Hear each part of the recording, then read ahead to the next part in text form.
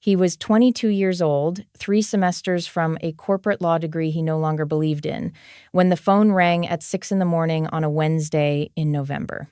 It was the hospital. His father had been sick for 8 months. Nobody knew, not the regulars at the restaurant, not the old friends, not even him, the only son, the boy his father had raised alone since he was 9 years old, since the morning his mother walked out and never came back. He drove through the night. He sat by the bed for 4 days. On the 5th day, his father was gone. 3 weeks later, in a quiet attorney's office, Holden Ashcroft expected paperwork. He expected a brief meeting and a clear list of things to do before returning to school. What he received instead was a set of keys, a deed to a restaurant on Maple Street, and a handwritten letter in his father's familiar script. The letter said, "There is a wall in the kitchen I covered up years ago. I always meant to go back to it. I never did. I think you should. Start there, trust me, and trust yourself." That night, Holden stood alone in his father's empty restaurant. The smell reached him before the light did: old wood, olive oil, the warmth a kitchen holds in its walls after 21 years of service. He pried the first board loose with shaking hands. What he found behind it had been waiting in the dark since 1936. A painting, a name he did not recognize, a flower painted with such precise and loving detail that whoever made it had clearly painted from life. And in that moment, standing in his father's kitchen at the age of 22, he did not yet know that the wall would lead him to the mother he had lost 13 years ago. That his father, in his quiet, deliberate way, had spent his entire life preparing for the day he would no longer be here, and that everything Holden thought he knew about his family was only the beginning of the story. The lecture hall was warm that Tuesday afternoon. Holden Ashcroft sat in the 3rd row, notebook open, pen in hand, eyes on the professor, or at least that was what it looked like from the outside. Inside his head, something else entirely. Professor Hartwell was talking about mergers, about acquisitions, about the legal architecture of a corporate buyout structured through a shell company in Delaware. The other students were leaning forward, taking notes, highlighting, nodding at exactly the right moments, the way ambitious 22-year-olds nod when they know their grades depend on appearing engaged. Holden was drawing a flower.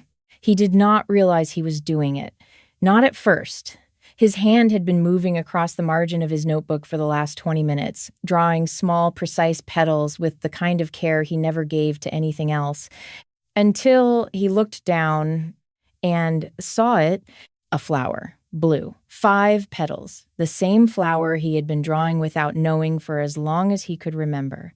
He covered it with his palm, quickly, like a man hiding something shameful, because the boy next to him, Connor Whitfield, had glanced over, and Connor Whitfield was the kind of classmate who noticed things, who remembered things, who would mention it later casually at the library in front of the people Holden was supposed to impress.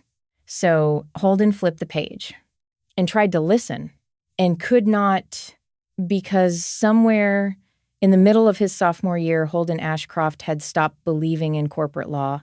He had not told anyone. He had not even told himself. He had simply continued the way a swimmer continues stroking long after the shore has disappeared behind him, out of habit, out of momentum, out of the absence of any better idea. He was good at it. That was the worst part.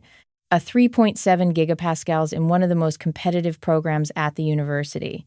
His advisor said he was on track for a top-tier firm. His mother had said it would be respectable. His mother had said it would be stable.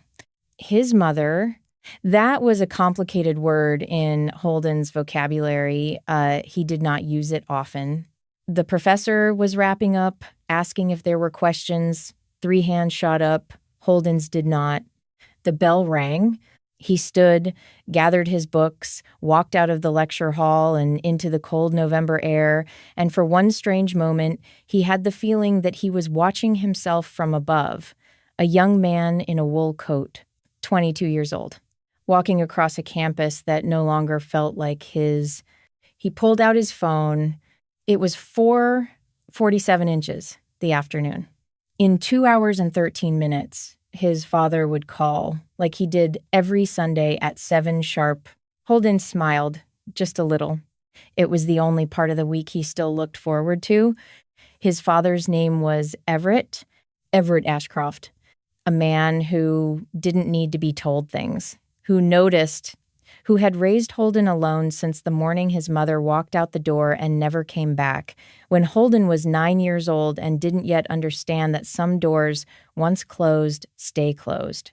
Holden was sitting on the floor of his small studio apartment when the call came, Sunday, 7 o'clock. Exactly. He picked up before the second ring. "Hey, Dad." "Hey, kid." 2 words. That was all it took. The tightness in Holden's chest, the one he'd been carrying around all week, started to loosen. "How was your day?" his father asked. "Long." "Good long or bad long?" "Just long." His father laughed, soft, familiar, the kind of laugh you carry in your chest the way you carry a song. "Tell me about the restaurant," Holden said. So Everett did. He told him about the pumpkin special he'd been testing all week, about the new busboy who kept dropping water glasses, about Saul Marchetti, the old friend who ate at Sal's every Thursday night and had now started complaining about the music being too loud, even though the music had not changed in 15 years. "He's getting old," Everett said. "He's the same age you are." "That's what I'm saying." Holden laughed, out loud, for the first time in days. His father asked about his classes. Holden answered the way he always did, carefully, selectively, without ever quite lying. He mentioned a professor he had spoken about 2 weeks ago. He was surprised when his father remembered the name. "How's Hartwell treating you?" "You remember his name?" "You mentioned him." "That was 2 weeks ago, Dad." "I have a good memory for the people who are nice to my son." Holden swallowed. The conversation went on for 40 minutes. It always did. 40 minutes, give or take, never less, never much more, and not once. Not in any of the hundreds of Sunday calls they had shared over the years. Did Everett Ashcroft mention that he had been to the doctor? That he had received a diagnosis, that he had 8 months, maybe less? He did not mention any of it, because his son was 3 semesters away from finishing law school, and Everett had decided, in that quiet, deliberate way of his, that some things you carry alone. When the call ended, Holden sat on the floor for a long time. He did not know it was the last full conversation he would ever have with his father. If he had known, he might have said something different. He might have said, "I love you." He might have said, "Thank you." He might have said, "I'm not happy, Dad. I haven't been happy in 2 years, and I don't know how to tell you." But he didn't say any of those things. He said, "Talk to you next week." And his father said, "I'll be here, kid." And the call ended, and the silence afterward had a weight to it that Holden could not name. Not yet. The phone rang again at 6 o'clock the following Wednesday morning. It was not his father. It was a hospital, 200 miles away. A nurse with a calm, careful voice who said the words slowly, because she had been trained to say them slowly. Because there is no fast way to tell a young man that his father has been admitted and that he should come now and that he should not wait for morning to leave. Holden was already moving. He didn't pack, didn't shower, didn't bother with anything beyond keys and a coat and the address scribbled on the back of an envelope. The drive was 4 hours. He did it in 3. The hospital was beige and quiet, the way hospitals always are at dawn. Holden walked through the sliding doors, and the world tilted slightly to the left and never quite righted itself. A nurse led him down a hallway. She did not look at him. Then a door, then a bed. Then his father, Everett Ashcroft, was 58 years old. He had broad shoulders and rough hands and a habit of laughing with his whole chest. He had been all of Holden's life, the kind of man who took up space simply by existing. The man in the bed was smaller. Holden didn't understand how a person could become smaller in 3 weeks, but there was less of him, like the disease had been carving him out slowly, hollowing him from the inside. While he sat on the phone every Sunday and pretended to be exactly the same, his father's eyes opened. They focused a small smile. Hey, kid. Holden could not speak. His father reached for his hand. The grip was weaker than Holden remembered, but it was there. I'm sorry, Everett said. For what? For not telling you. Holden shook his head, started to, couldn't finish. You needed to finish school, his father said. Dad, stop. I needed you to finish school. Holden's throat closed. He sat down in the chair beside the bed. He didn't leave it for 4 days. He sat there through the nurse's shift changes, through the slow march of hours, through the strange small intimacies of a hospital room, the beeping monitors and the rolling carts and the smell of disinfectant that by the 3rd day he could no longer smell. His father drifted in and out. There were moments of clarity, brief, sharp, painful in their lucidity. His father telling him stories Holden had heard 100 times about the day he opened the restaurant, about the regulars who had become family, about Saul, who had been his friend since they were 19 and stupid and broke. And there were moments where Everett was somewhere else entirely. On the 3rd day, his father grabbed his hand suddenly, hard, with a strength that Holden didn't think he had left. The wall, Everett whispered. What wall, Dad? In the kitchen. Behind the counter. The big counter. Dad, I don't... You have to look behind it. Behind what? The wood? Dad, just rest. Promise me. Holden looked at his father. The man's eyes were not confused. They were fierce. They were as sharp as they had ever been. I promise, Holden said. Trust yourself. What when you find it? Trust yourself. You'll know what to do. Holden didn't know what to say. So he said, okay, Dad, and his father closed his eyes. And on the morning of the 5th day, Everett Ashcroft was gone, just like that. A man who had been the entire architecture of his son's life, gone. In the soft hush of a hospital room at 4:13 inches the morning, with the heart monitor going from one steady line to another, and Holden's hand still wrapped around his father's hand. For a long time after Holden did not move, a nurse came in, said something gentle, touched his shoulder. He didn't hear her. He was 22 years old, and the world was a different place than it had been 5 days ago. The funeral was on a Saturday. It was attended by more people than Holden had expected. Half the town came. The other half sent food.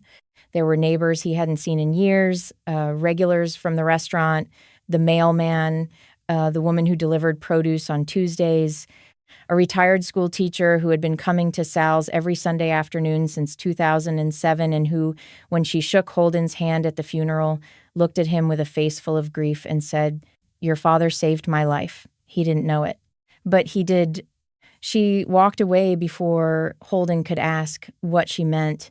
He stood at the front of the chapel and shook hands and accepted hugs and listened to people tell him stories about his father that he had never heard. Saul Marchetti was there, 65 years old, gray-haired. The friend Everett had spoken of every Thursday for 40 years. He hugged Holden without saying anything, held him longer than the other people had, then stepped back and looked at him and said only, "He was proud of you. You should know that. He told me every week." Holden didn't answer. He couldn't. Honora Brennan was there too, the woman who ran the tailor shop 2 doors down from Sal's, 62 years old, hair pinned back, a black coat that looked like it had been pressed that morning. She didn't speak to Holden directly. She just placed her hand briefly on his arm as she passed. And there was something in that touch, a weight, a familiarity that Holden did not yet understand. After the funeral, the neighbors brought food. So much food, casseroles, lasagnas, 3 different kinds of pie. Holden's small refrigerator could not hold half of it. He ate none of it. He stayed at the house he had grown up in, the small wooden house with the porch swing his father had built when Holden was 4 years old.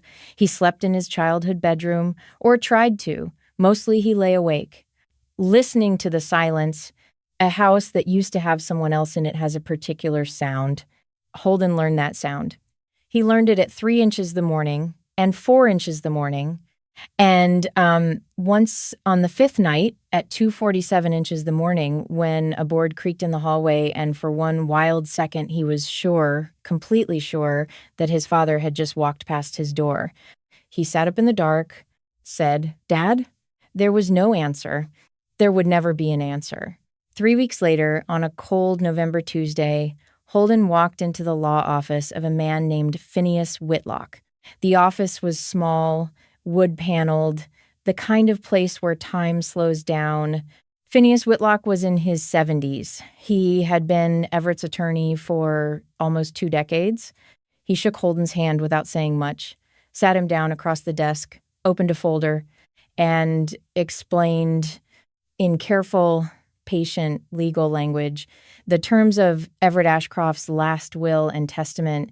Holden expected paperwork. He expected a list of accounts, a small house to inherit, a car to sell, the administrative debris of a quiet life ending. What he got instead was a set of keys, a deed, and a letter. Whitlock slid all 3 across the desk. The keys were heavy, familiar. Holden recognized them immediately. They were the keys to Sal's. The deed transferred to Holden sole ownership of the property at 14 Maple Street, the building that had housed his father's restaurant for 21 years. Holden Stahl edit. He left me the restaurant, he said. He left you everything, said Phineas Whitlock. The building, the business, the contents, all of it. But I don't know how to run a restaurant. He didn't ask you to. Holden looked up. What? He didn't ask you to run it, the lawyer said. Read the letter. He pointed at the third item on the desk, a simple white envelope, Holden's name written on the front in his father's handwriting. Holden picked it up, held it, did not open it. He thanked the lawyer, stood up, walked out of the office, got into his car, and drove straight to Maple Street. He parked across from the restaurant. The street was ordinary, a Tuesday afternoon, a woman walking a small dog, a delivery truck 2 doors down. The exact unremarkable texture of a day that does not yet know it is the day everything changes. Holden looked at the building. Sal's. The sign above the door was old, the paint a little faded. His father had kept the name from the previous owner, a man named Salvatore Lombardo, who had sold him the building 21 years ago for a price below market value because, as Salvatore had told him, "You remind me of someone I used to be." Everett had kept the name. He said it was already on the sign, and signs were expensive. But Holden had always suspected the real reason. His father liked continuity. He liked the idea of a place that had been a place for a long time. He liked things that lasted. Holden looked down at the envelope in his lap. His hands were shaking. He opened it. The letter was 3 pages, written in his father's familiar, careful script. Holden, I know this is not what you planned. I know you have always had a plan. You got that from me. Except my plans were always about food, and yours were always about everything except food. Which I found funny but never said so. I am leaving you the restaurant because I do not know who else would understand it. I am not leaving it to you because I think you should run it. I am leaving it to you because I trust you to know what it's worth, not in money. In the other way, there are things in this building I never showed you, things I was going to show you when the time was right, and then the time kept not being right. And now I am running out of time in the most literal sense, which I am trying to approach with humor and mostly succeeding. Start in the kitchen, look at the wall behind the large prep counter, the one I paneled over years ago when the health inspector said the old plaster was a liability. I always meant to go back to that wall. I never did. I think you should, Holden, listen. There are things I never told you about this building, about your grandmother, about your mother, things I should have told you, things I was always going to tell you when the time was right. But it never was. So I am telling you now in the only way I have left, by leaving you a wall and asking you to trust me and trust yourself. Whatever you find behind that wood, it is yours. It has always been yours. The restaurant is closed. The staff have been paid through the end of the month. The lease is paid through June. What happens after June is up to you. I love you more than I have ever been able to say correctly. That is the one thing I would do differently. Dad, Holden read it twice. Then a third time, his hands were shaking so badly he had to set the letter down on the passenger seat.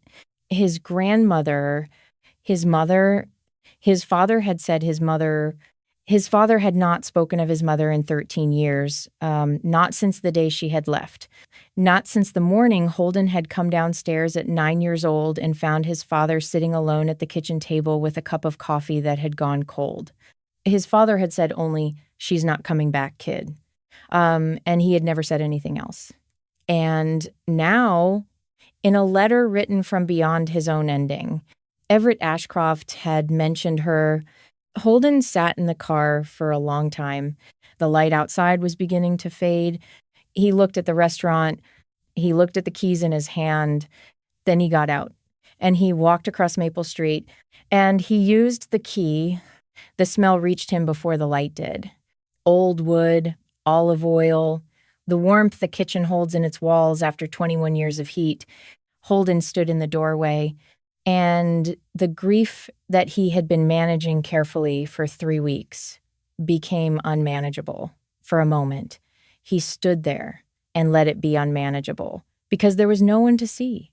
And because it needed to be, it was the smell, just the smell.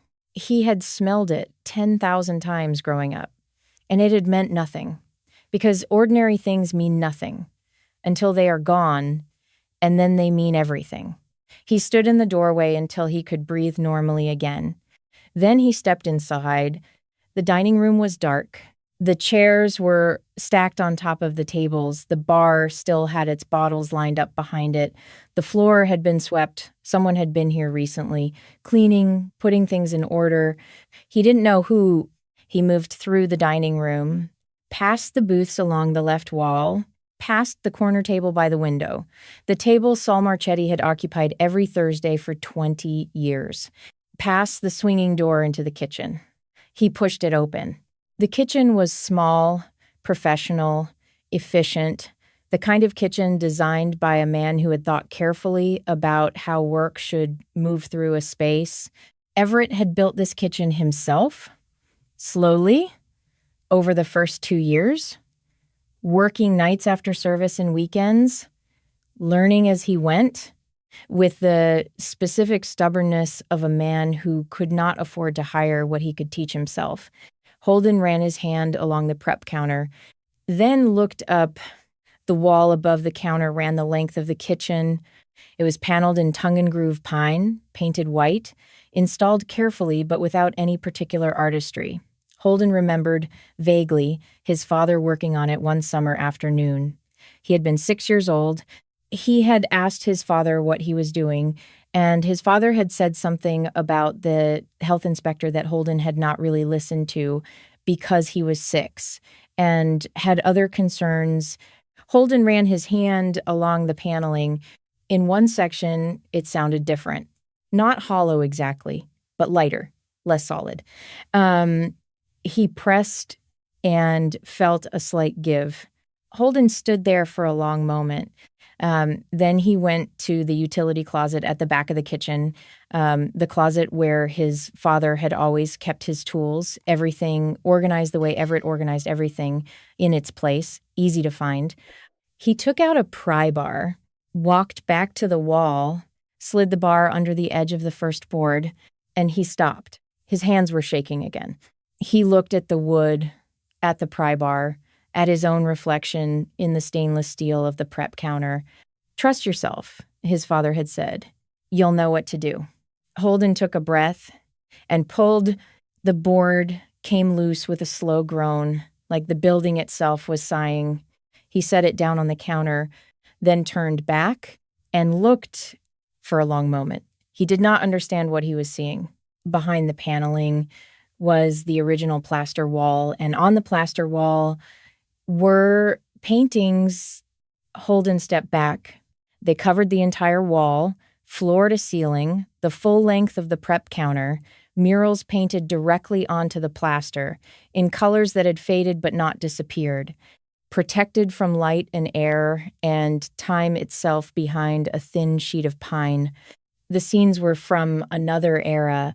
Women in aprons working at long wooden tables, men carrying crates through a back door, children sitting on a counter, eating something from a bowl, a table laden with bread and fruit and steam, a window with a garden visible through it, tomatoes on the sill, the light slanting in the way light slants in old paintings, warm, honest, lived in, and throughout, woven into every scene, like a visual refrain, was a flower, a specific flower painted with such precise and loving detail that whoever had made these murals had clearly painted it from life. 5 petals, blue, bright as a summer sky. The same flower Holden had been drawing in the margins of his notebook for as long as he could remember. He sat down, right there, on the kitchen floor. He did not cry. Not exactly. His eyes were wet, but the feeling in his chest was bigger than crying. It was the feeling of having spent your whole life looking for something. And then, by accident, in a place you were not even looking, finding it. His eyes traveled across the wall, across the women, the children, the bread, the garden, until they landed on the bottom right corner. Small, easy to miss, a signature. He leaned forward, squinted. The signature read, A.B., and below it, Adate. Holden stayed on the floor for a long time. He thought about his father standing in this exact spot, holding a citation from the health inspector, looking at these paintings and making a decision not to destroy them, not to report them, but to cover them carefully and leave them. For someone who would know what to do, his father had known even then. 21 years ago, he had known that someone might not be him. Holden called Saul Marchetti. He didn't know who else to call. Saul answered on the second ring. Hello? Saul, it's Holden. Can you come down to the restaurant? A pausa. Now? Now, are you all right? Holden looked at the wall. I don't know. Saul was there within 20 minutes. He walked in through the front door, through the dining room, through the swinging door, into the kitchen, and then he stopped. He stood in front of the wall, did not move, did not speak, for a very long time, so long that Holden began to worry about him. When Saul finally spoke, his voice was different, careful the way voices get. When something large is trying to be held inside ordinary words, I heard about these. Holden looked at him. What? My uncle worked in this building in the 60s before Salvatore bought it. He told me once, years ago, that there were paintings under the walls. He said the owner before that had covered them, said they were old-fashioned. Saul shook his head slowly. Nobody knew they were still here. Who painted them? Saul looked at the signature in the corner. I don't know that name, but I know someone who might. Someone was a woman named Dr. Vivienne Ferraro. She arrived the next morning with a younger colleague, 2 large flashlights, and the kind of attention that Holden recognized from his father, the way Everett had looked at produce in the market, complete, unhurried, professionally intimate. She was 58 years old, thin, sharp eyes behind wire-rimmed glasses, a scarf wrapped twice around her neck against the November cold. She spent 4 hours in the kitchen.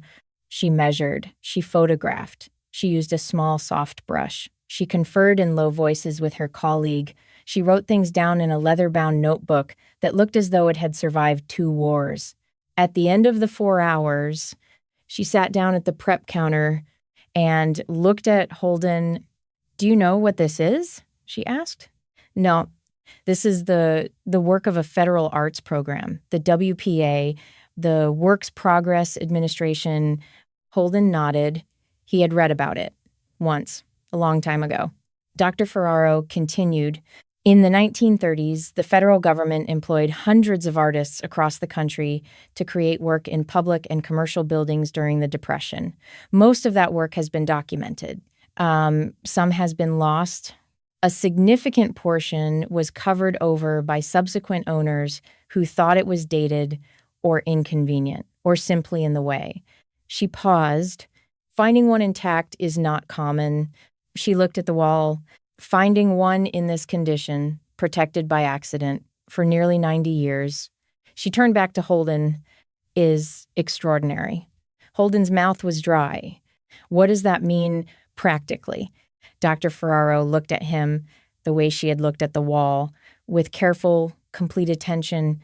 It means this wall cannot be touched without a preservation review, she said. It means there are state and federal grant programs specifically for situations like this. It means this building has a historical significance it didn't officially have yesterday. She paused, and it also means, she looked at him kindly, that you have a decision to make about what this place is going to be. Holden was quiet. She continued. The artist's signature is partial, the initials AB, and the date 1936. We can research this. We can find out who painted these murals if you want us to. Holden looked at the wall, at the flower he had been drawing all his life, at the women in the kitchen, painted 90 years ago by someone whose hands had clearly loved their work. Yes, he said, I want to know. Dr. Ferraro nodded. She wrote something in her notebook. She handed Holden her card. She left. That afternoon, Holden tried to go back to school. He drove the 2 hours, parked, walked to the lecture hall, sat down in the third row. Professor Hartwell was talking about something. Holden could not hear it. He sat there for 20 minutes. Then he stood up. He walked out. He did not look back. He drove the 2 hours home. He climbed the narrow stairs to the small apartment above the restaurant, the apartment his father had used for storage. He sat down on the floor because there was no furniture yet. And he understood something quietly, without drama, without surprise. The way you understand things that have always been true and are only now becoming visible. He was not going back to school, to corporate law, to the life that had been planned for him by people who had meant well, but who had been planning a life for a different person than the one he actually was. He was going to stay. He didn't know how. He didn't know with what money. He didn't know if he could afford it, or if it would work, or if he would fail spectacularly and have to start over again in some humiliating way. But he was going to stay. He sat on the floor of his father's apartment, and he made the decision. And for the first time in 2 years, he felt something in his chest that was not exhaustion or guilt or quiet desperation.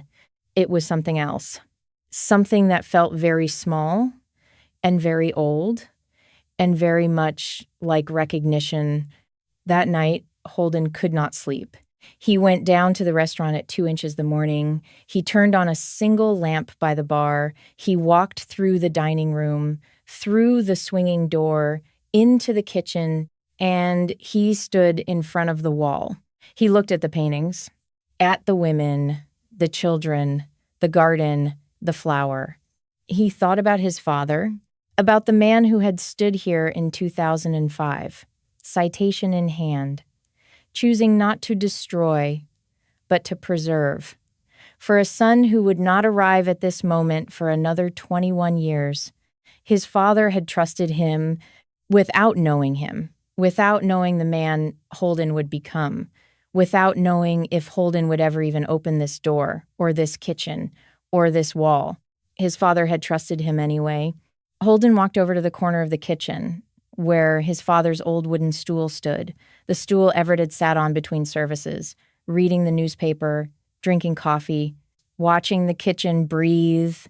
There was a small drawer built into the wall beside the stool. Holden had never noticed it before, or perhaps he had noticed it and never thought about it. The way a child doesn't think about the things that are simply there.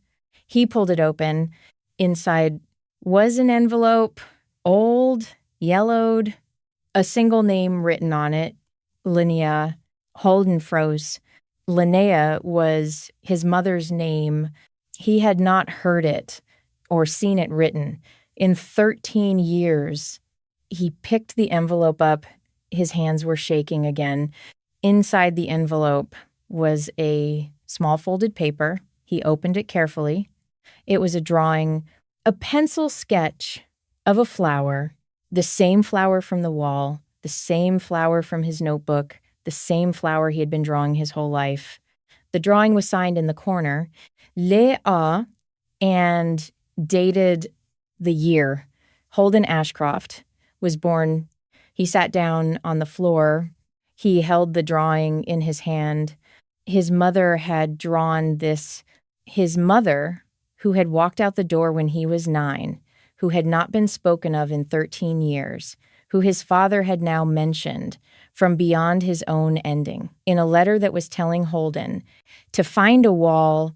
His mother had drawn a flower, the same flower that was painted in 1936 on the wall of the kitchen of the restaurant his father had spent 21 years protecting. Holden looked up at the murals, at the women, at the flower, painted with such precise and loving detail. And he understood for the first time that his father had not just left him a restaurant. He had not just left him a wall. He had left him a question, 3 of them, maybe more. A grandmother he had never known, a mother who had disappeared, a father who had spent his entire life building something and then quietly, deliberately, carefully leaving the door open for his son to find and to follow wherever it would lead. Holden held the drawing. He looked at his mother's signature. He whispered, "To no one, or to everyone, or to the woman in the painting who looked the most like she might have once known his grandmother. Who are you?" The wall did not answer. It would, eventually, but not yet. Holden Ashcroft was 22 years old. He was sitting on the floor of his father's kitchen. He had a deed in his pocket, a drawing in his hand, and a question in his chest that had been waiting his entire life to be asked. The smell of old wood and olive oil wrapped around him like the only blanket he had left outside the window. November, the wind, a dog barking somewhere down the street. Inside the wall and on the wall, the flower watching him the way it had been watching for 90 years, waiting for someone to come home. The first snow came 2 weeks later. Holden was standing at the kitchen window of Sal's, drinking coffee from one of his father's old mugs, watching the snowfall on Maple Street. The restaurant was still closed. The dining room still had its chairs stacked on the tables. The wall was still uncovered, and the drawing his mother had made the year he was born was folded carefully inside the front pocket of his coat, where it had been every day since the night he had found it. He had not shown it to anyone. Not yet. He didn't know why. Or maybe he did. Maybe he was afraid that once he showed it, once he said the words out loud, once he asked the question, it would be real. And he wasn't sure he was ready for it to be real. So he drank his coffee and watched the snow and tried to pretend that he had any idea what he was doing. Desmond Barros arrived at 9 inches the morning. He was a structural engineer, 55 years old, small, serious, the kind of man who moved through buildings the way doctors move through patients, with systematic attention, touching walls and pressing floors, looking at ceilings with an expression that gave nothing away until he was ready to give it. He had been recommended by Dr. Ferraro. Holden had hired him without really thinking about the cost because he understood vaguely that this was the kind of thing you had to do before you could do anything else. Desmond spent 2 days in the building. He went up to the roof. He went down to the basement. He examined the wiring, the plumbing, the foundation. On the morning of the 3rd day, He sat down across from Holden at the corner table in the empty dining room, and he laid out what he had found. "The bones are good," he said. Holden waited. "The foundation is original to 1908. Solid. The load-bearing walls are sound. The roof needs replacing within 2 years, but it's not urgent. The plumbing is adequate but old." Holden waited. "The electrical is the problem." "How much of a problem?" "Your father updated it in sections over the years, but the panel is undersized for a commercial kitchen. Several circuits are running at capacity. If you want to reopen as a restaurant, you need a full electrical upgrade." Holden swallowed. "How much?" Desmond opened a folder, slid a piece of paper across the table. Holden looked at the number, then looked again, then closed his eyes. The number was real. Not rounded, not softened, the full cost of restoring the building to a functioning restaurant kitchen, which was more than he had. Not dramatically more, but more. He opened his eyes. "The mural changes things," Desmond said. It was the first time he had mentioned it. "What do you mean?" "I've worked on 3 historic preservation projects in this county. The grant funding is real, the timeline is slow, but the money comes through." Holden looked at him. "You need to be patient." "How patient?" 8 months to a year before you're operational. Maybe more, if the preservation review is complicated." Holden thought about the lease, paid through June. He thought about his savings, modest, built from part-time work during school, and summers waitressing in places that were not his father's. He thought about the attorney's office, the set of keys, the letter. "Okay," he said. Desmond looked at him with something that might have been respect. "You should know," he said, "that most people in your situation sell." "I know," Holden said. Desmond nodded. He gathered his folder. He walked out. And Holden sat alone at the corner table with a number on a piece of paper and a wall behind a kitchen. And no idea how he was going to do this. He sold the house, the little wooden house his father had built, with its porch swing and its small backyard and its kitchen where he had learned to eat, to read, to be. He could not afford to keep it. Without his father's income, the taxes alone would have ruined him in 2 years. It took him 3 weeks to clean it out. 3 weeks of finding things. His mother's old recipe book in a drawer he had never opened, a photograph of himself at 4 years old, sitting on his father's shoulders, smiling. He kept the photographs. He sold most of the furniture. He gave the porch swing to a neighbor whose son had just had a baby. When the closing happened, he drove away from the house and did not look back. He moved into the apartment above the restaurant. It was small, 2 rooms, a kitchen the size of a closet, a bathroom with a window that didn't quite close, furniture his father had used for storage now stacked against the walls. The first night, Holden lay on the floor. On a sleeping bag he had bought at the hardware store, he looked up at the ceiling, the water stain in the corner, the cobweb in the light fixture, and for the first time since his father's funeral, he felt afraid. Not sad, not grieving, just afraid. The kind of afraid that lives in your chest and tells you you have made a mistake, and you don't yet know how big. He pressed his hand against the floor. He could feel the warmth of the kitchen rising through the boards. His father's kitchen, still warm, even now. He closed his eyes and whispered to no one, "You'll know what to do." His father's voice. He fell asleep with his hand still on the floor. Sterling Vandermeer arrived on a Thursday. He came into the restaurant uninvited and through the unlocked back door because Holden had been in the alley taking out the trash and had left the door open for 30 seconds. 30 seconds was all Sterling Vandermeer needed. Holden came back into the kitchen carrying an empty trash bag and stopped. There was a man standing in his kitchen. A man Holden had never seen before, tall, maybe 50 years old, wearing a wool coat that probably cost more than Holden's car, looking up at the mural with an expression Holden could not read. "Can I help you?" The man turned, smiled. "I'm sorry, the back door was open." "Yes, I should have knocked. You should have." The man held out a hand. Sterling Vandermeer. Holden did not shake it. "What do you want?" Sterling Vandermeer lowered his hand, slowly. "Without offense, I'd like to talk to you about your building. It's not for sale. I didn't say I wanted to buy it, but you do." "Yes." A pause. Sterling looked at the mural again, then at Holden, then at the wall, then at Holden.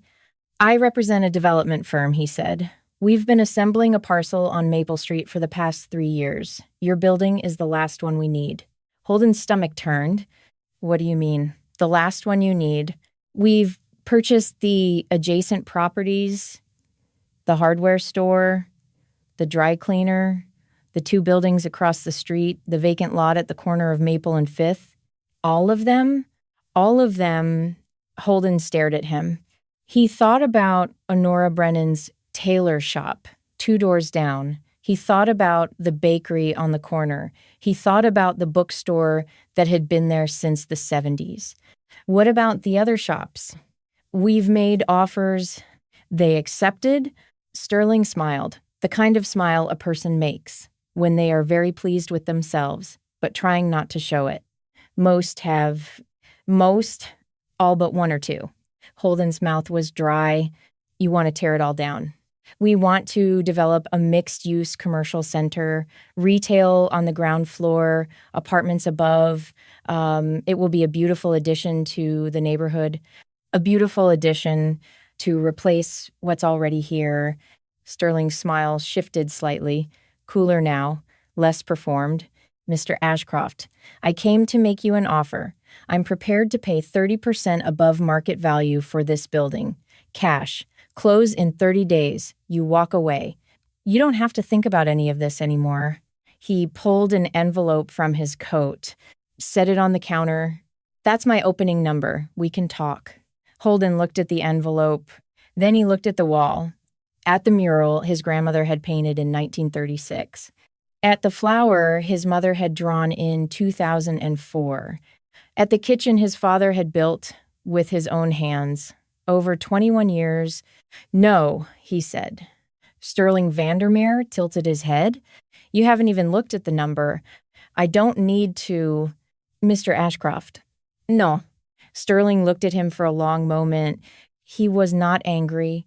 That was the unsettling thing. He was not even surprised. He had the expression of a man who had been here many times before, with many other people, and who knew exactly how the conversation would end. Eventually, "All right," he said.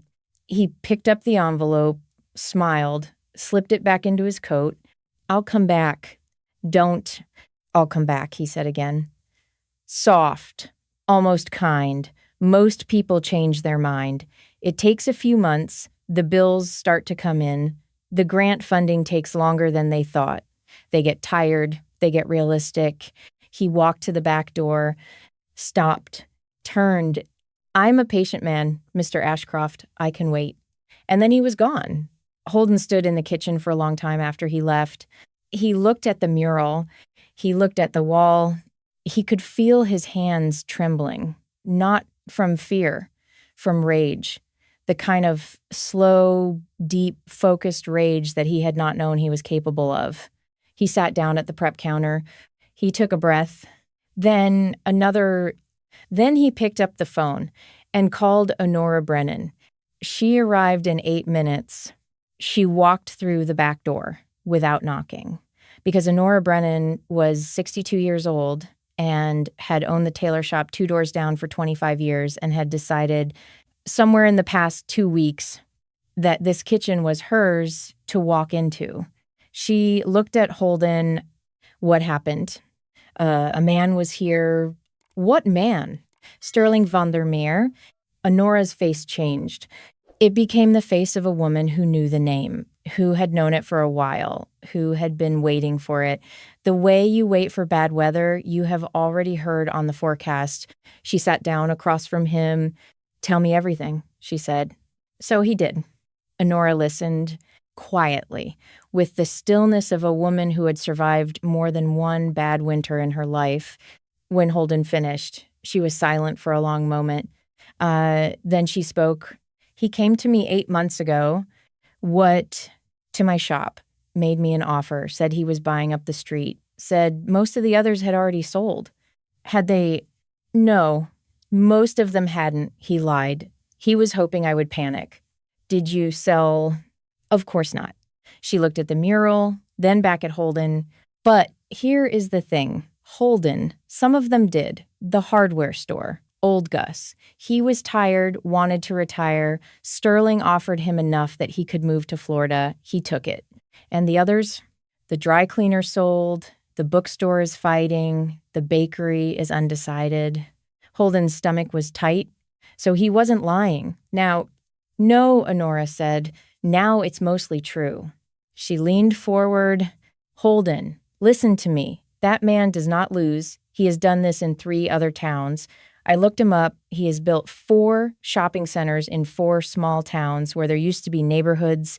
He waits, he buys, he demolishes. And by the time the people who said no realize they are alone, it is too late." Holden swallowed. "What do I do?" Honora looked at him for a long moment. Then she said quietly, "You don't sell." "That's it?" "That's everything." She stood up.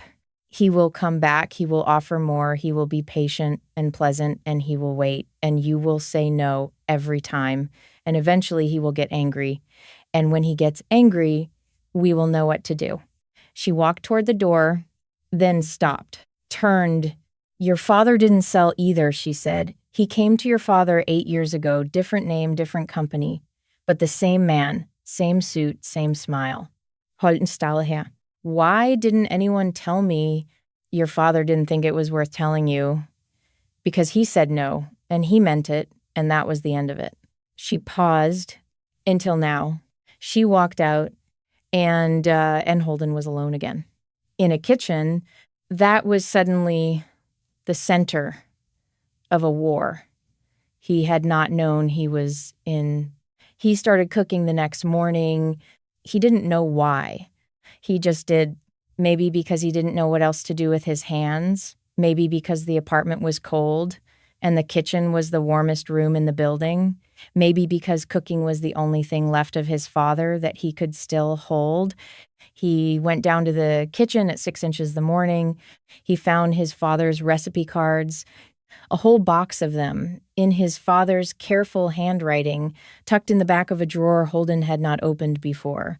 He pulled them out, spread them across the prep counter. Soups, sauces, bread. The pumpkin special his father had been testing the week before he died. Holden picked one. At random, soap. He tried to make it. He failed. It was terrible. He threw it out.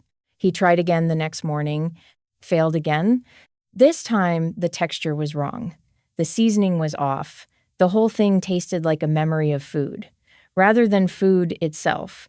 He threw it out. He tried again, and again, and again. By the 5th day, he was making something that tasted like soup.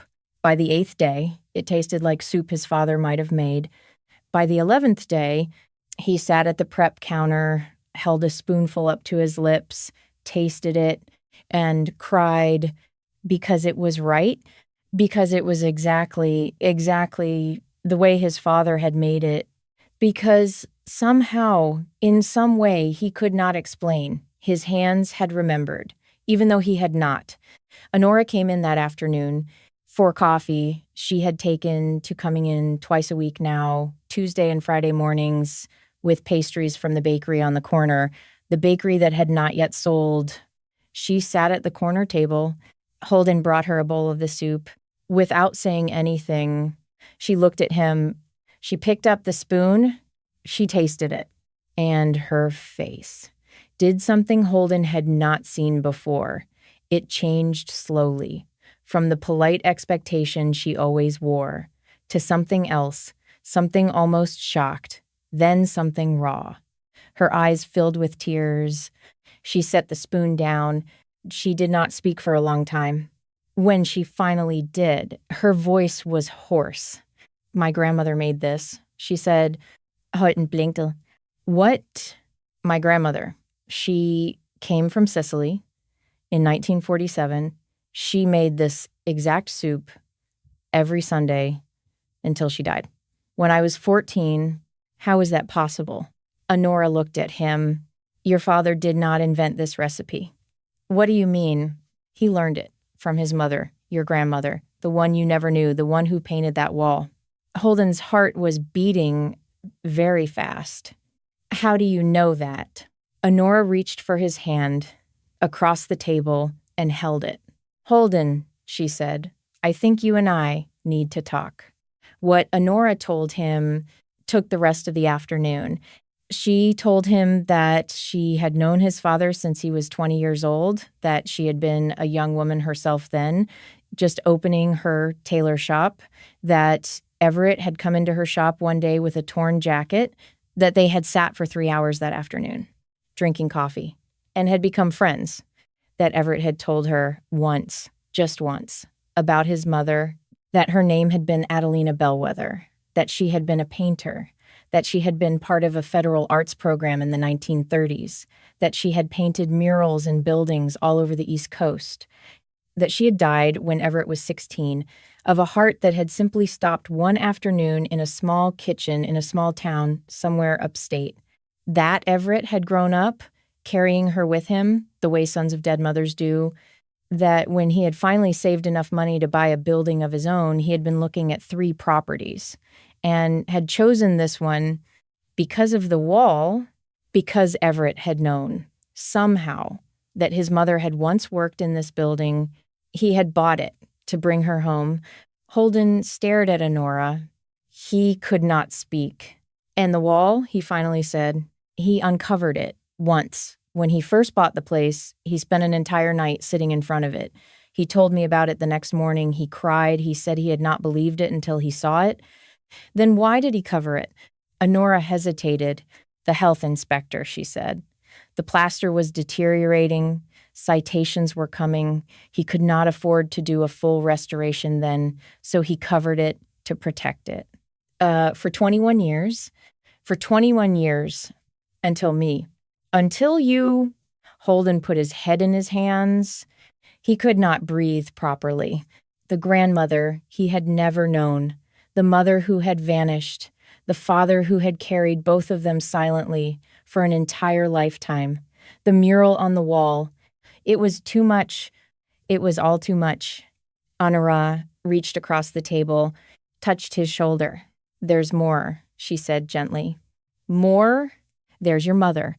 The drawing his mother had made in 2004, the drawing Holden had been carrying in his coat pocket for 2 weeks. He pulled it out. He showed it to Honora. She looked at it. She closed her eyes. She said, very softly, "Oh, Holden, did you know her?" Honora nodded. "Linnea, yes. She used to come into my shop. She wore vintage dresses. She had paint on her fingers, always. She was a painter. Holden could feel something inside him, cracking, slowly. Why did she leave?" Honora looked at him with the careful, slow tenderness of a woman about to hand a child something heavy. "I don't know all of it," she said, "but I know she was very sick. After you were born, she didn't sleep, she didn't eat, she didn't speak for weeks at a time. Postpartum depression.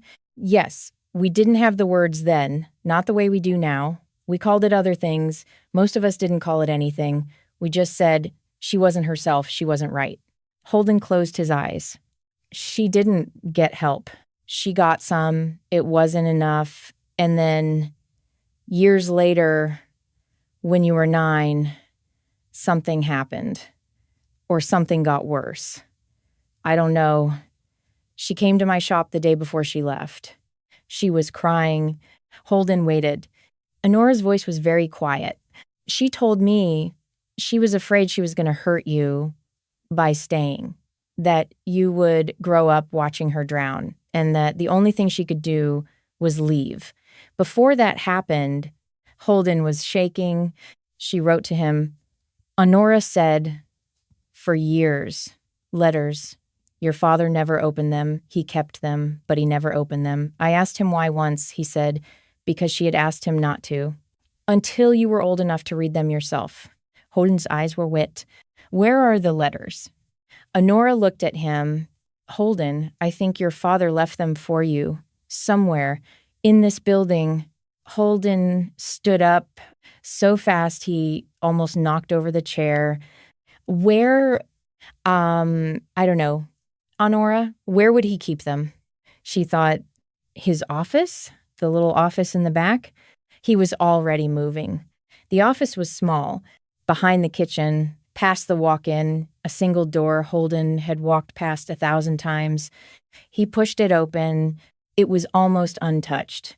A desk, a chair, a bookshelf with cookbooks and ledgers, a small filing cabinet. He opened the filing cabinet first. Invoices, tax records, the careful paper trail of a small business run by a careful man. Nothing else. He moved to the bookshelf. He pulled out the cookbooks, flipped through them. Nothing. He pulled out the ledgers. Nothing. He turned to the desk. He opened the drawers. The top drawer had pens. The middle drawer had a yellow legal pad, half filled with his father's handwriting. Recipes, notes, the shopping list from the week he had died. The bottom drawer was locked.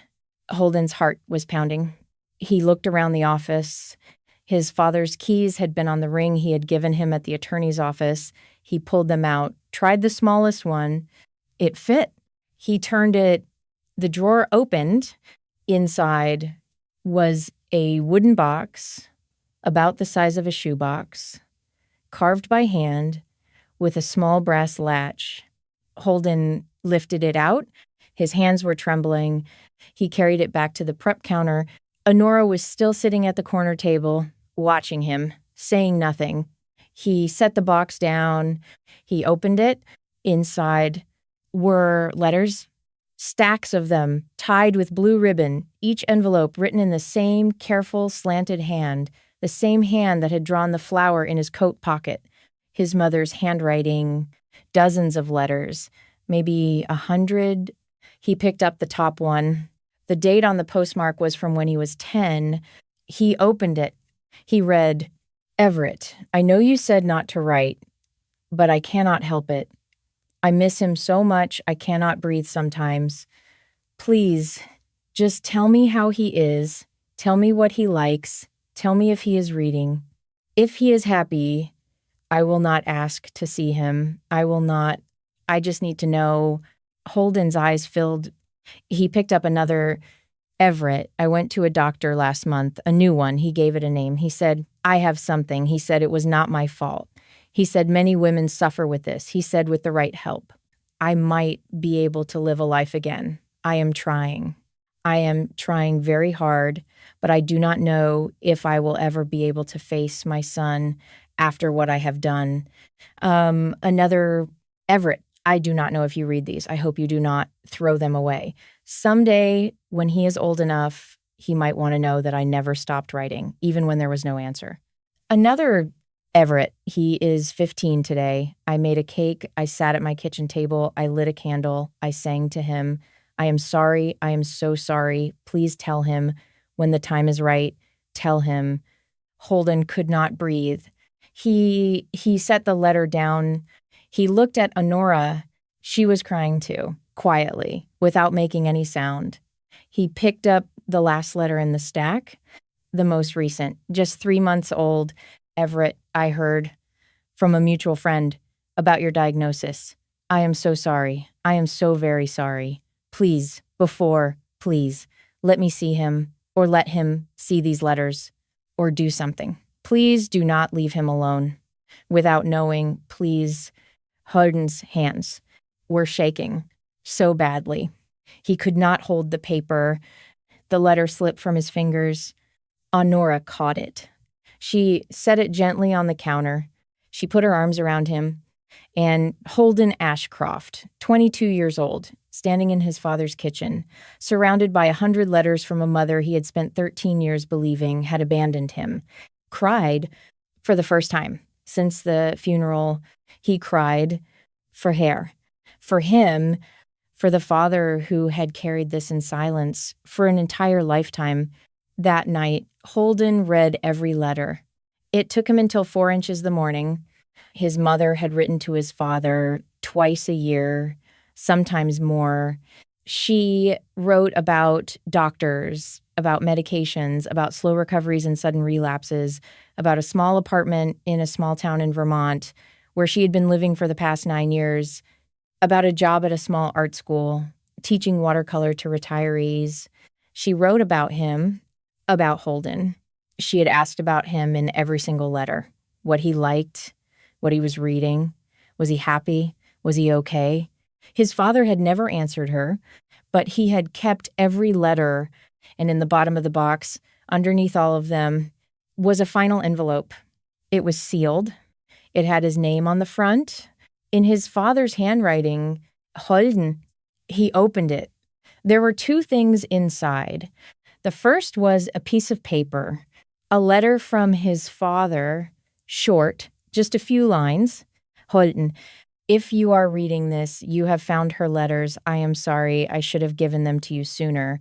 I told myself I was waiting until you were ready. But the truth is, I was waiting until I was ready. And I never was.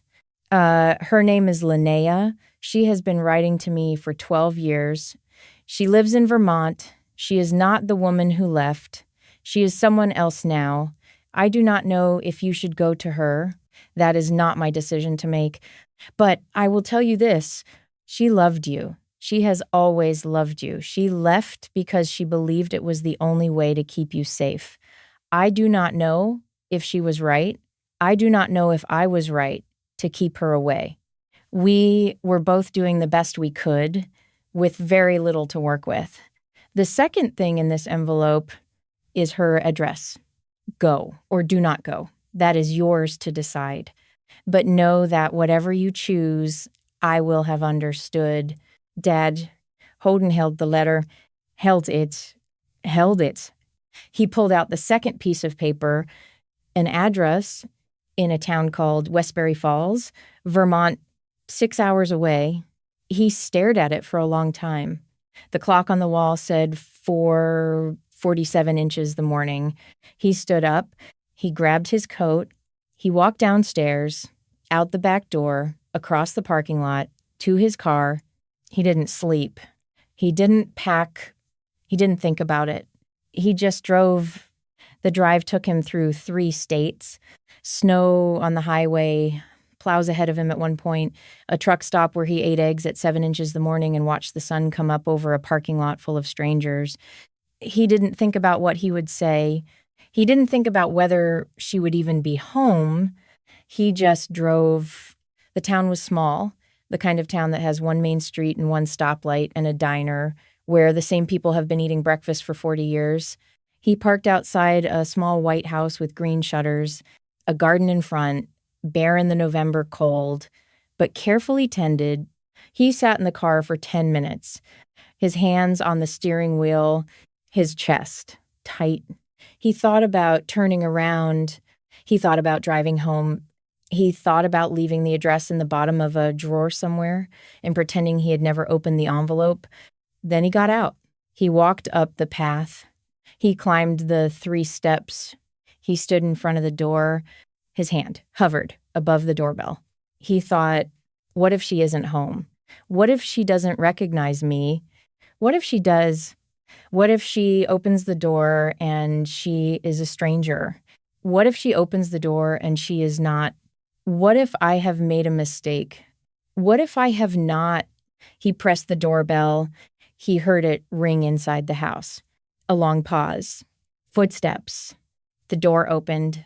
A woman stood in front of him, 51 years old, gray at the temples, wearing a long blue cardigan and paint on the back of her left hand.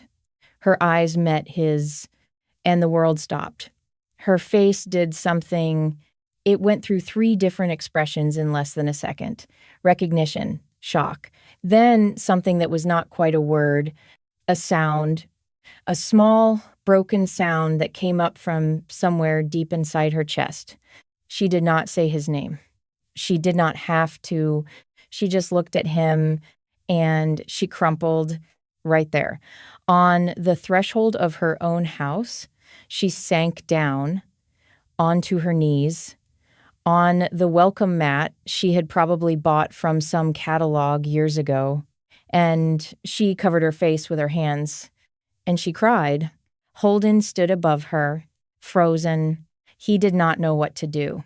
His own face was wet. He had not realized. He knelt down. He did not touch her, not yet. He just knelt down so that they were at the same level. He spoke, quietly. The first word he had spoken to his mother. In 13 years, hi. She lowered her hands, looked up at him. Her face was destroyed in the way only the face of a mother who has not seen her son in 13 years can be destroyed. She tried to speak. Couldn't. She tried again. She managed. You came. Holden swallowed. He looked at her, his mother, the painter, the woman who had drawn a flower in 2004, the same flower his grandmother had painted in 1936.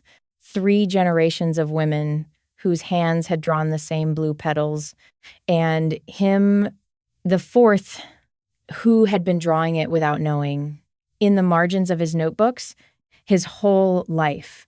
Mom, he said. The word felt strange in his mouth, like a foreign language he was just remembering. He knew. She closed her eyes. She nodded. She put her hand over her chest, like she was trying to hold her heart in place. He reached out slowly and took her hand, and she held it tightly, the way a drowning person holds the rope, and they stayed there, mother and son, on the threshold of a small white house in a small town in Vermont, with the November wind blowing past them and a garden waiting beneath the snow. For spring, Holden Ashcroft had driven 6 hours through the night, looking for an answer. What he had found was the beginning of one. They sat in her kitchen for the rest of the day.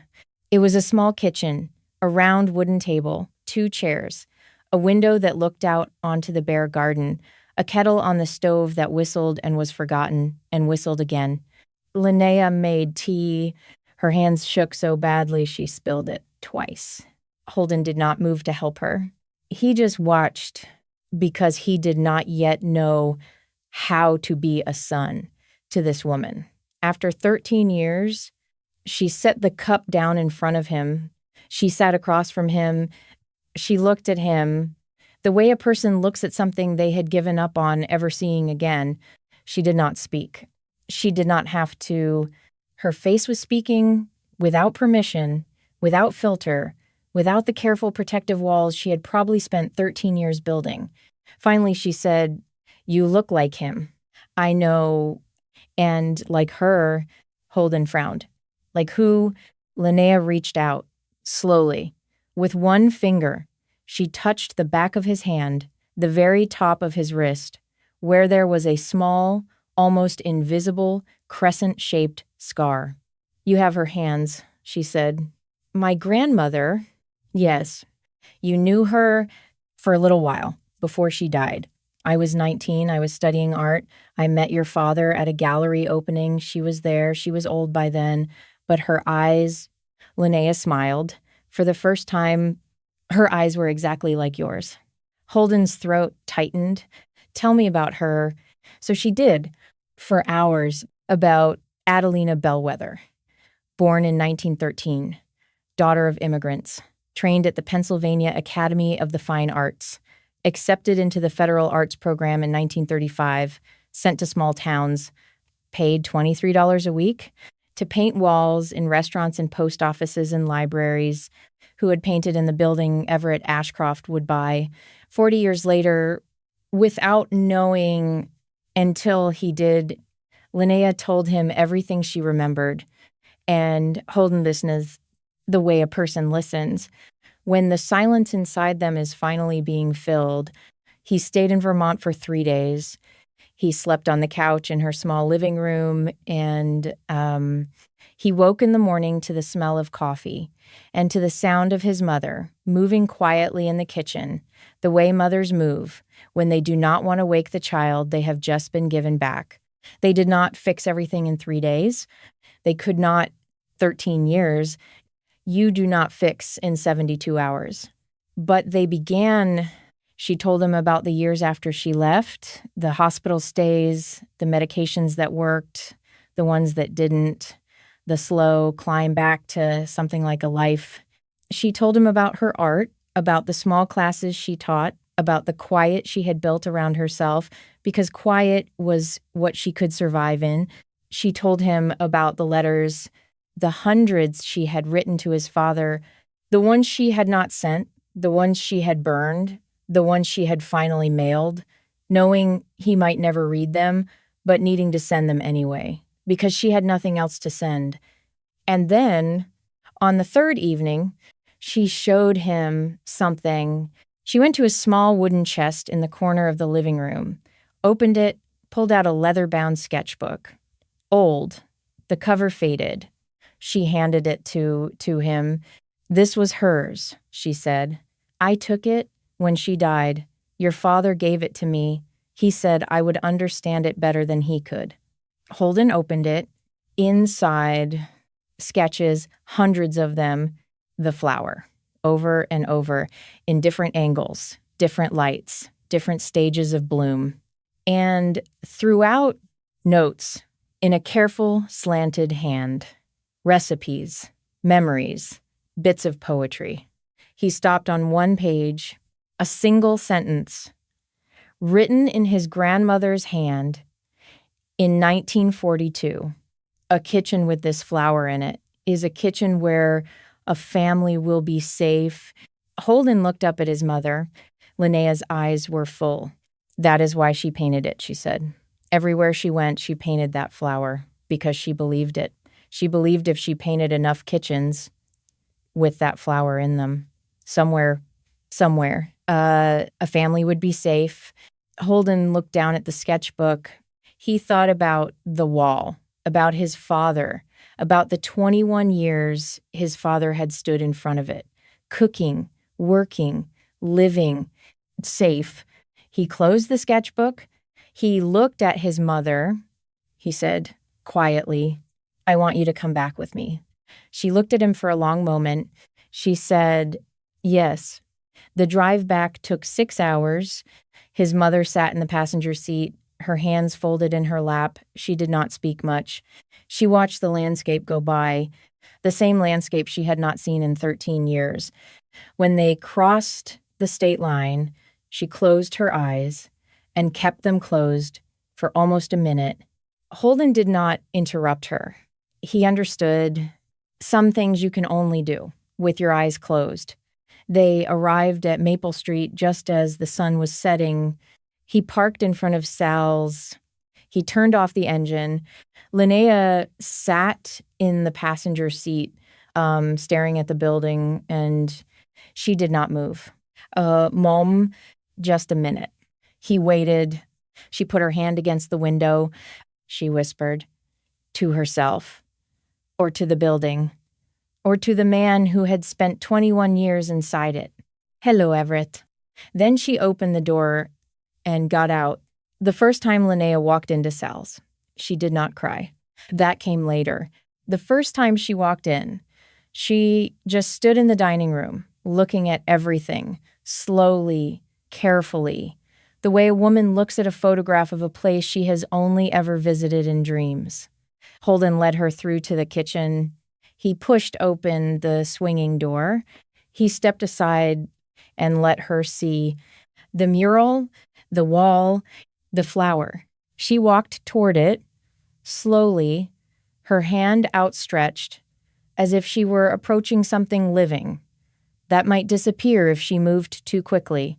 When she reached the wall, She placed her palm against the plaster. She closed her eyes. She did not cry. Not yet. She breathed and breathed and breathed. Finally, she opened her eyes. She looked at the bottom right corner at the signature AB 1936. She pressed her forehead against the cool plaster. And then, only then, she cried quietly, the kind of crying that comes from a place most people never visit in themselves. Holden stood behind her. He did not touch her. He just stood witnessing, because some moments are not meant to be intruded on, even by the people they belong to. Word spread quickly. Maple Street is a small street in a small town, and small towns have a way of knowing things before anyone tells them. Honora came over the next morning. She walked into the kitchen, saw Linnea standing in front of the mural, stopped. Linnea turned. The two women looked at each other. Honora's mouth opened, then closed, then opened again. Linnea, Honora, a pause. Then Honora crossed the room in 3 steps and wrapped her arms around her, and the two women held each other for a long time.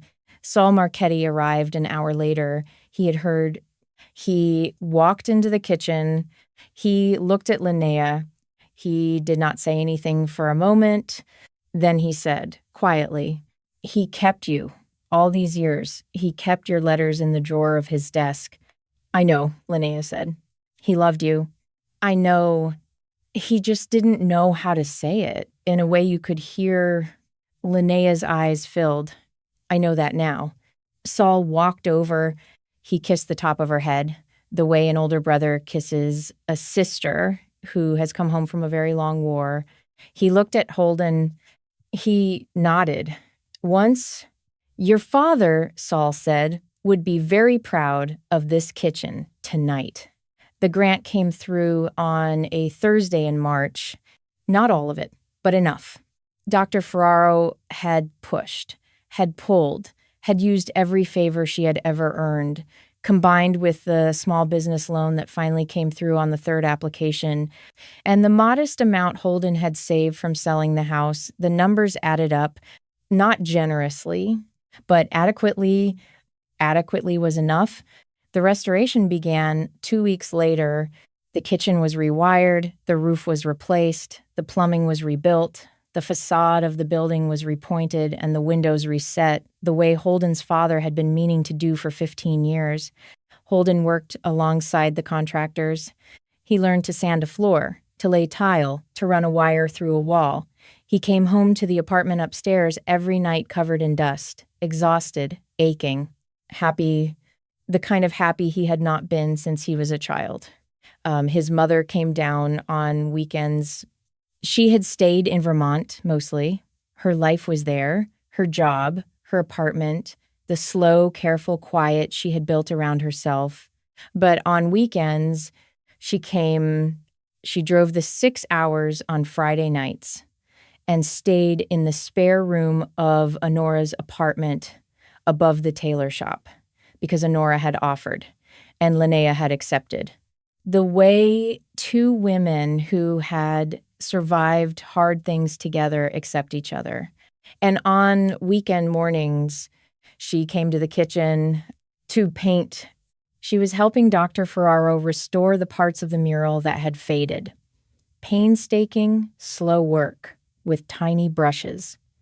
And paint mixed to exact specifications, color matched to the original.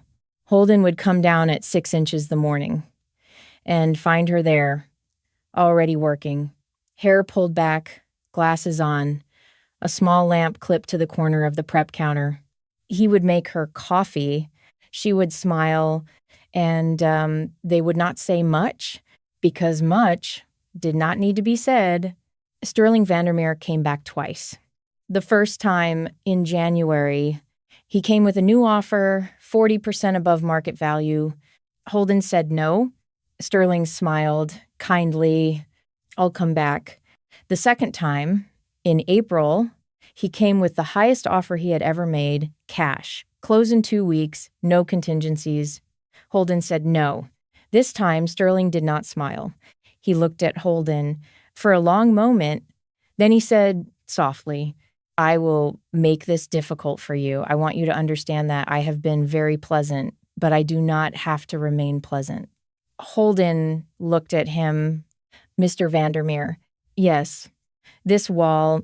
Holden gestured behind him at the mural.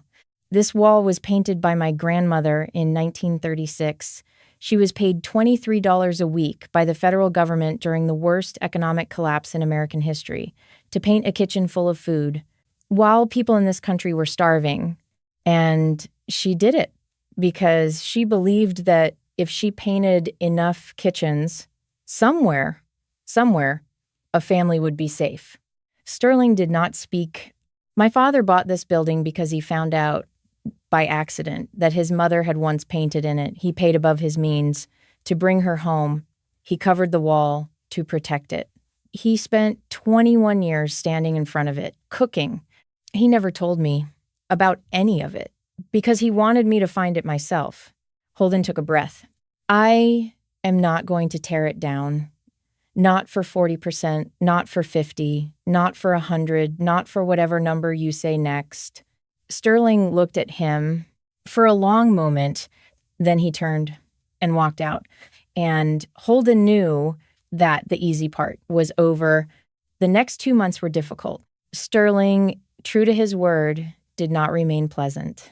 There were citations, inspection complaints, a petition filed with the city council to fast-track the rezoning of Maple Street for commercial development, a whisper campaign in the local paper. Desmond Barros warned him.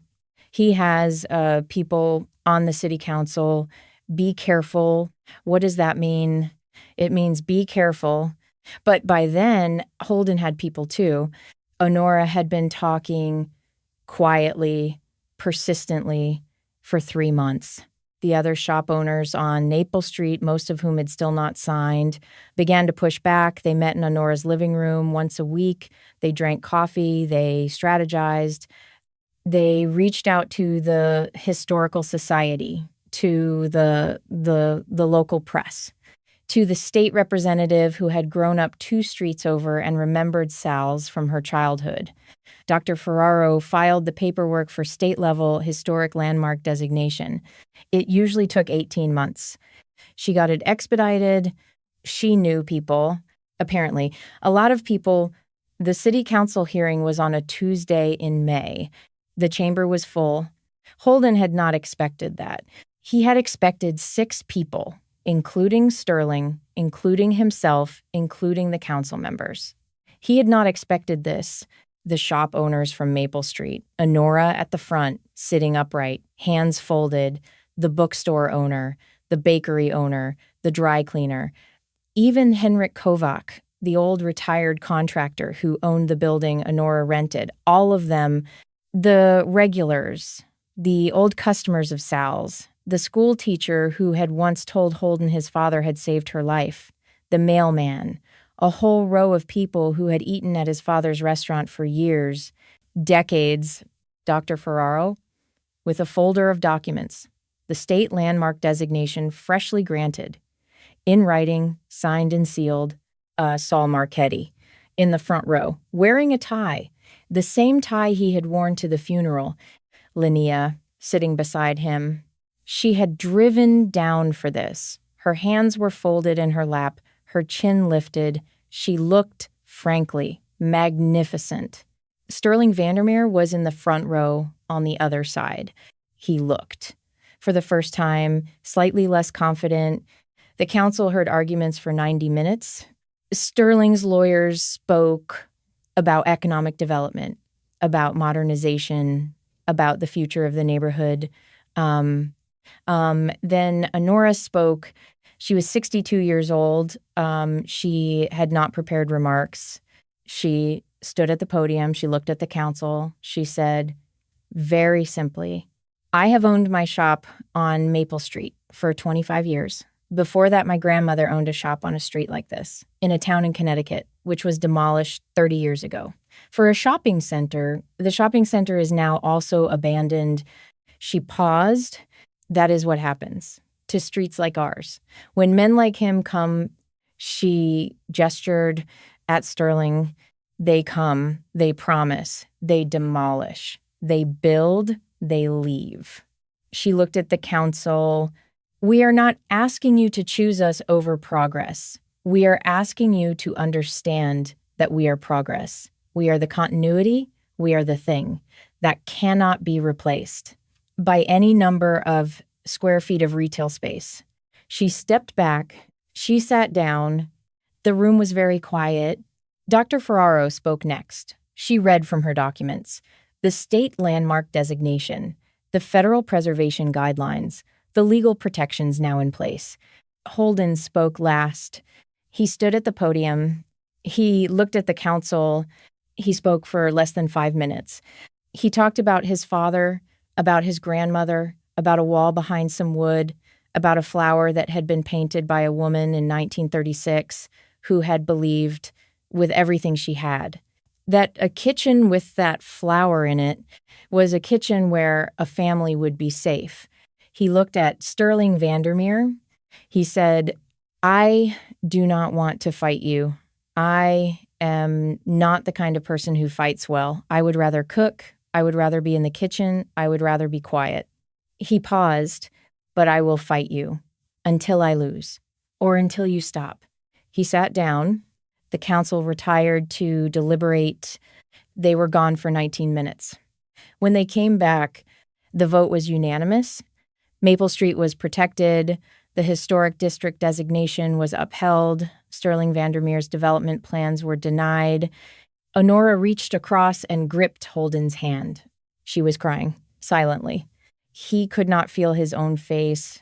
Linnea, in the row in front of him, turned around. She looked at him, and she smiled. The first full smile he had seen from her since the day he had stood at her door in Vermont. Sterling left the chamber without speaking. He did not look at Holden. He did not look at Honora. He did not look at any of them. He simply walked out and was gone. Holden never saw him again. The restaurant opened in October, 13 months after Holden's father died. It was a Thursday evening.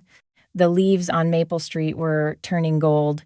The new sign above the door said, Cicoria, a single word, in simple, hand-painted letters, with a small blue flower painted beside it, exactly as it appeared on the wall inside. The name had not been an easy choice. Holden had thought about keeping Sal's. He had almost done it. There was something right about the continuity, about the name that had survived 3 owners, 3 generations, 7 decades. But he had finally decided that keeping it would be a way of not deciding, which was different from choosing continuity, honestly. Choosing continuity honestly meant understanding what you were carrying and why, not just leaving the old sign up, because replacing it required a decision. The flower in the murals had been identified by Dr. Ferraro's colleague as a variety of Psychorium, common in Italian immigrant kitchen gardens of the early 20th century, planted for cooking and for medicine. Its blue flowers appearing in the margins of the painted scenes, like a repeated declaration of something essential and ordinary and good. He named the restaurant Cicoria. Saul had said when Holden told him that his father would have called it a pretentious name for a neighborhood restaurant, and then admitted privately that he loved it. Opening night. The dining room filled up by 6:30.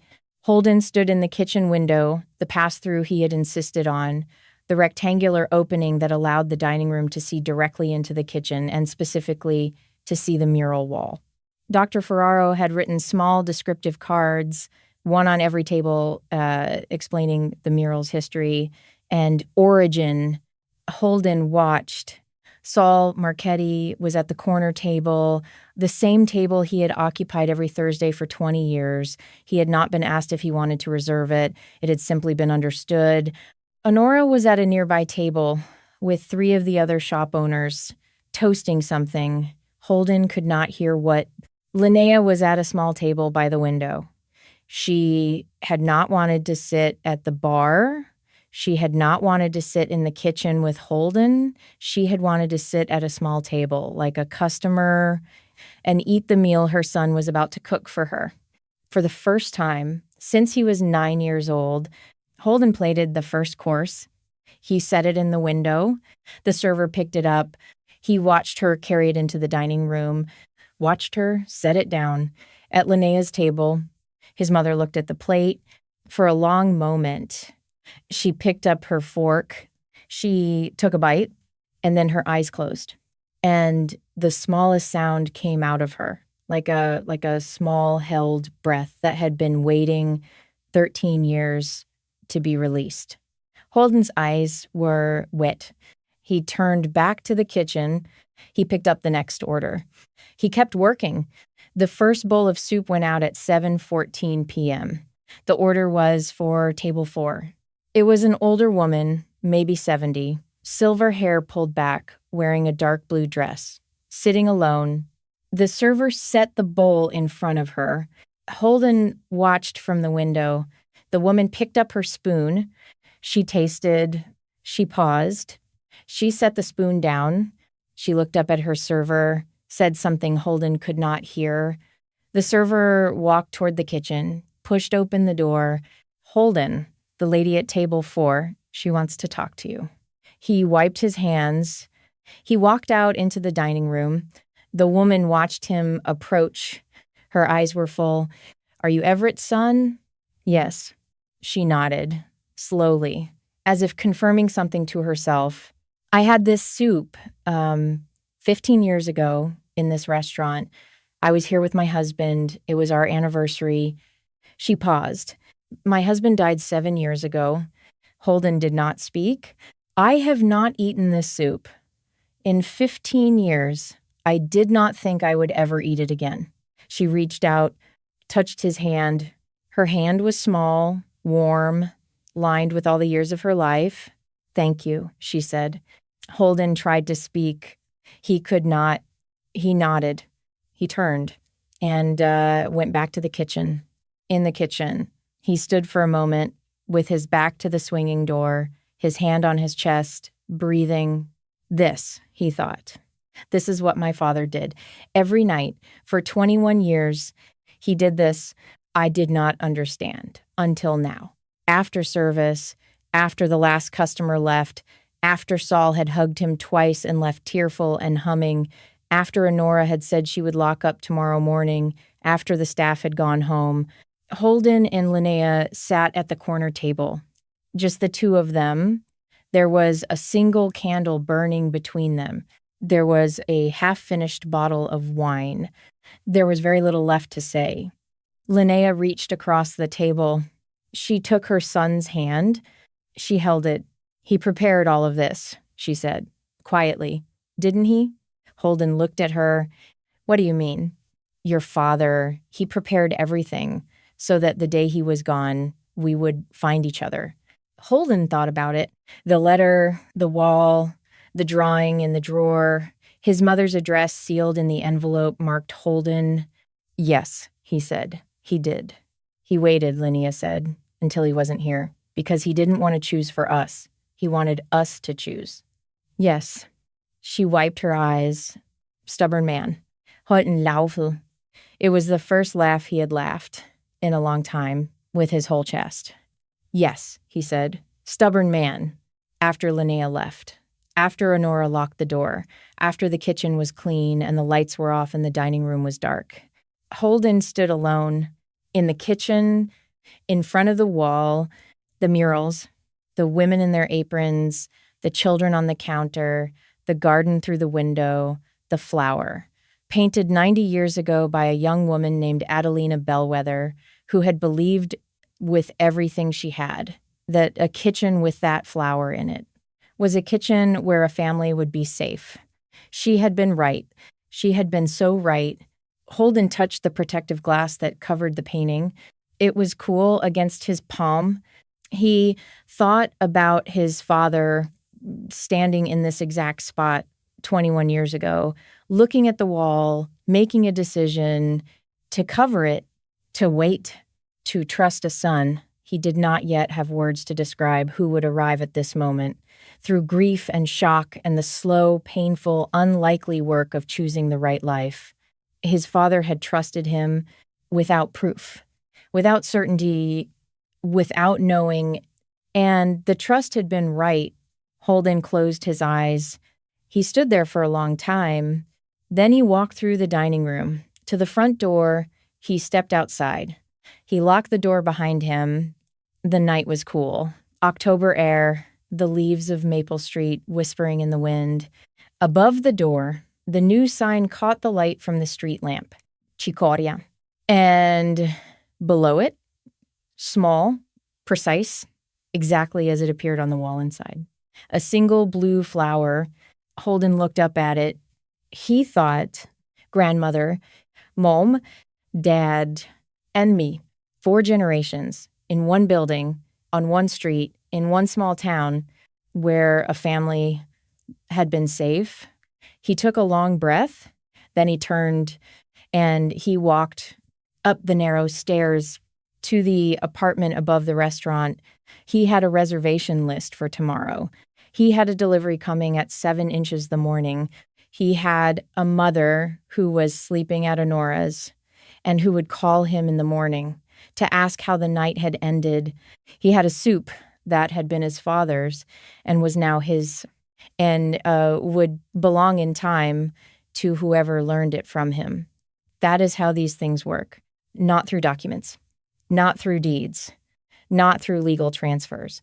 Though those matter too, through kitchens, through recipes, through the particular smell of old wood and olive oil, through the decision to cover something carefully instead of destroying it through a letter that says, I trust you to know what it's worth, and means it. He had been 22 years old, with a plan that meant nothing, and a father who noticed things. Without being told, he was 23 now, standing on Maple Street outside a restaurant with a mural on its kitchen wall that had been waiting 90 years. For someone to uncover it, he was exactly where he was supposed to be. And he had known it. He realized from the moment he walked through the door, and the smell of the place reached him before anything else, before sight, before thought, before any of the practical questions that would follow. Before all of it, just the smell. And underneath the smell, faint but certain, something that felt like recognition, like a door opening that had always been there. In a wall, he had simply never thought to look behind